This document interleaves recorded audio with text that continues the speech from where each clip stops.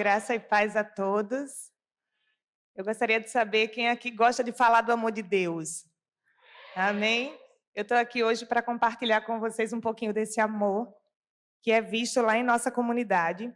Então, aqui para falar do Instituto Social Grão de Mostarda RN. E assim, é com muita alegria que eu falo e com muita emoção também, porque eu encontro vários pastores de várias igrejas que marcaram a história da nossa comunidade e do nosso instituto.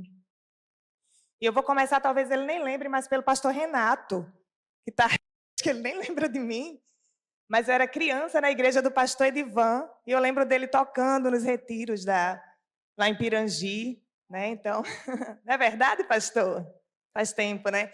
E aí eu começo já falando da igreja presbiteriana das Quintas, pastor Edivan.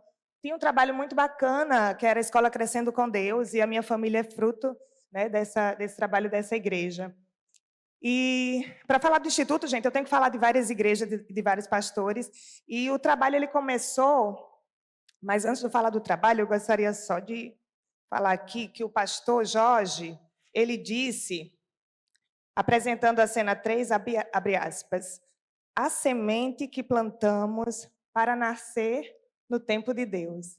Então, falar do grão de mostarda é falar dessas sementes. Eu queria ler aqui com os irmãos Gálatas 6, 9 a 10, que diz o seguinte: e não nos cansemos de...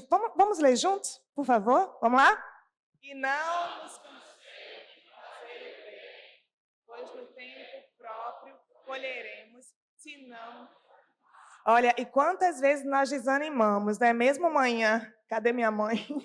Às vezes a gente está tão cansado, né? E a gente diz, Senhor, será que a gente vai dar conta? E sempre que a gente pensa isso, Deus vem e Ele é Deus de misericórdia, né? Deus de providência. Então, eu vou falar um pouquinho dessa história para vocês, que começa lá na década de 90 em nossa comunidade, gente. Essa comunidade fica aqui em Natal, no bairro das Quintas.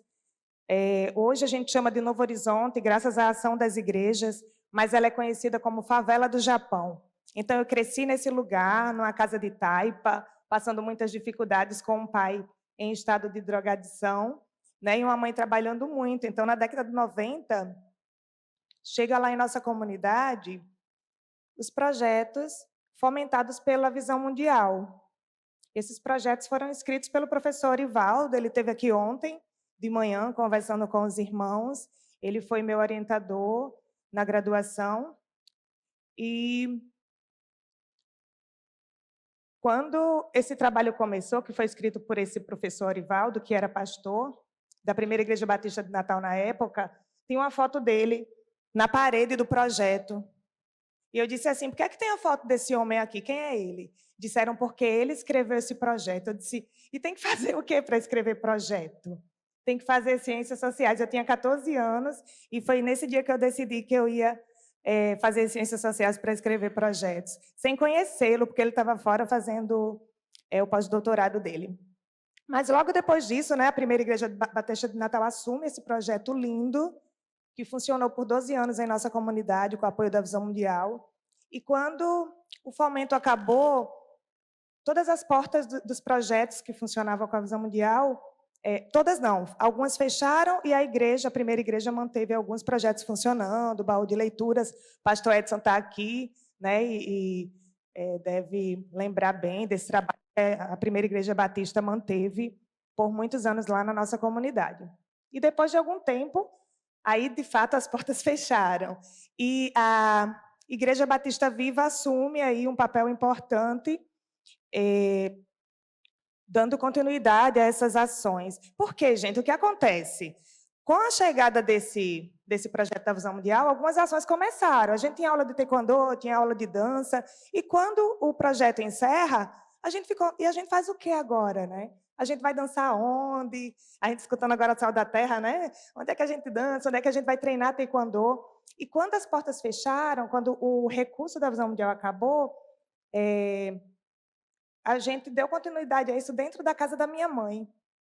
Minha mãe abriu a garagem da casa dela e a gente ficou fazendo lá os ensaios. E até que chegou uma irmã da nossa igreja e perguntou o que é que a gente precisava. Eu disse, se a gente tiver um espaço maior, a gente consegue fazer mais coisa. Então, ela deu um valor, né? Mas eu queria mostrar aqui para vocês. Deixa eu só voltar. Volta aí, por favor. Eu queria mostrar aqui para vocês. Aqui minha mãe no microfone, gente, nessa imagem, e eu com esse cabelo bem bonito, né? Pequenininha ali, já lutando pelo saneamento do Rio das Quintas. E aqui maior, na calçada da Primeira Igreja Batista, com esse grupo de jovens fazendo um trabalho lá.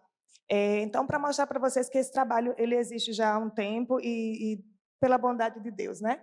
E com o apoio de amigos e doadores, a gente conseguiu adquirir esse imóvel, que a gente pagou um valor por ele, e não tinha condições da gente ficar do jeito que estava. Então, a comunidade abraçou a causa e todo mundo foi lá lavar a telha. O pastor Geandre está aqui. O pastor Geandre ajudou a lavar a telha, não é isso, pastor? Acho que o senhor lembra desse dia, você estava lá. E foi a comunidade que fez a reforma e os nossos amigos que tinham condições que doaram o material. E a gente começou assim, gente. E, olhem, o mais bonito desse projeto eu vou falar. Crianças, assim como eu, que cresceram, buscaram estudar, se qualificar e retornam como voluntários. Então, tem dia que a gente trabalha muito, tem dia que eu dou 9 aulas na escola que eu estudei, no meu ensino médio, e saio cansada, mas vou lá no projeto toda noite renovar minhas energias. Então, a gente começou com esse trabalho com 10 crianças, treinando taekwondo. Vou mostrar aqui um pouquinho, vou honrar aqui meu tempo. Hoje a gente tem essas ações. A gente tem trabalho de taekwondo, dança, artesanato, arte circense, balé, calistenia, terapeuta, médico, musicalização e reforço. Como é que funciona? Pela misericórdia de Deus. E a gente tem recebido visita de vários pastores hoje. Como é que se sustenta só com doação? Quantos recebem para estar lá? Nenhum, ninguém. São todos voluntários.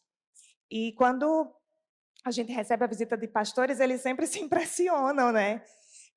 Já chamei pastor Bebeto para ir lá visitar, pastor Gerson da Nazareno foi visitar a gente, pastor Zé Marcos, né, um querido também, sempre que vem ele está lá com a gente, pastor Ed René, quando ele esteve lá, ele perguntou, Kelly, quanto é que gasta aqui para manter esse trabalho, esse projeto funcionando? Eu disse, pastor, eu não sei, porque a gente não tem nem conta no banco, é tudo com doação. Quando alguém quer doar, eu peço que traga o material. E é assim que a gente trabalha. No taekwondo, que foi o projeto que começou, a gente começou com 10 crianças. Teve uma hora que não cabia mais na sala, a sala era pequena, então apareceu um doador que paga o aluguel de um salão para a gente que custa R$300.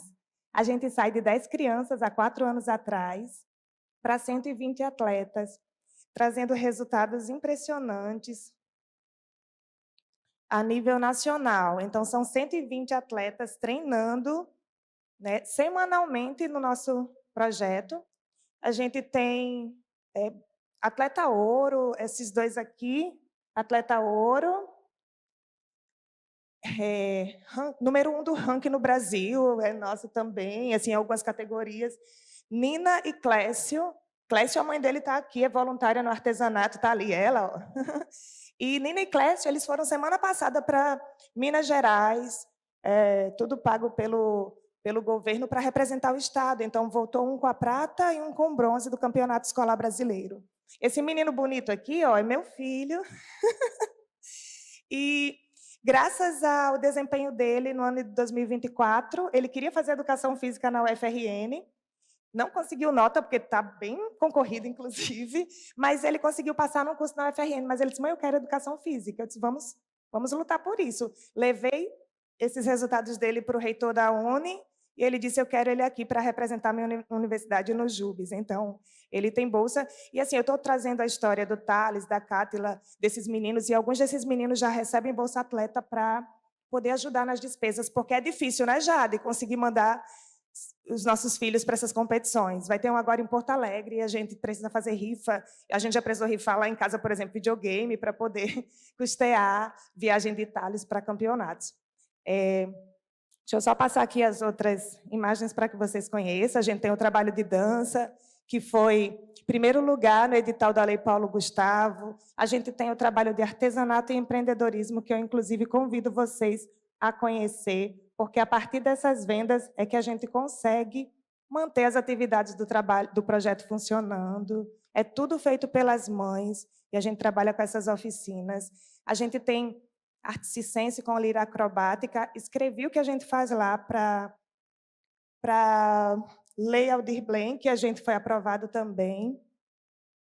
A gente tem também o trabalho de balé. A professora começou com uma turma de 10 alunos, hoje são 3. Quando a gente começou, não tinha espelho, não tinha barra, só vontade de fazer. E a gente, todas essas roupinhas aí, gente, são usadas. As pessoas doaram e a gente saiu juntando e o rapaz do bordado fez isso para a gente, esse bordado, e estamos nessa ação. Além disso, nós temos também o trabalho de calistenia, que é um trabalho de preparação física. Pode passar, por favor. Temos o trabalho de... Chega, Jesus.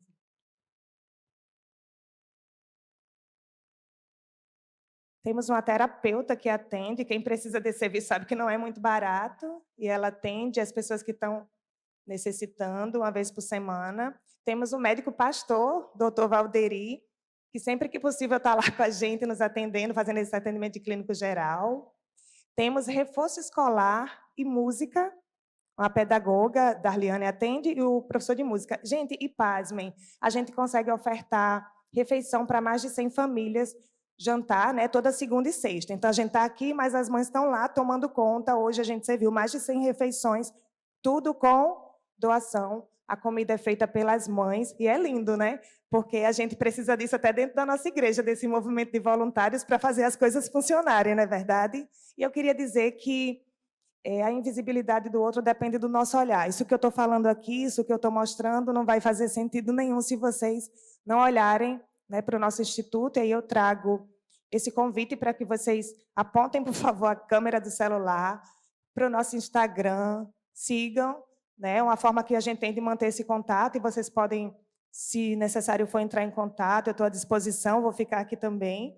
E a chave Pix do Instituto, só queria salientar que qualquer valor que caia nessa conta não está sendo utilizado, porque a gente tem um sonho, que é aumentar o nosso espaço, porque não cabe mais. Tem muita criança, são mais de 280 atendimentos por semana. Então, orem por nós, né? Eu agradeço a Leandro pelo espaço, viu? Agradeço a todas as igrejas, os pastores que têm nos ajudado, e principalmente os irmãos que fazem as igrejas. Deus nos abençoe.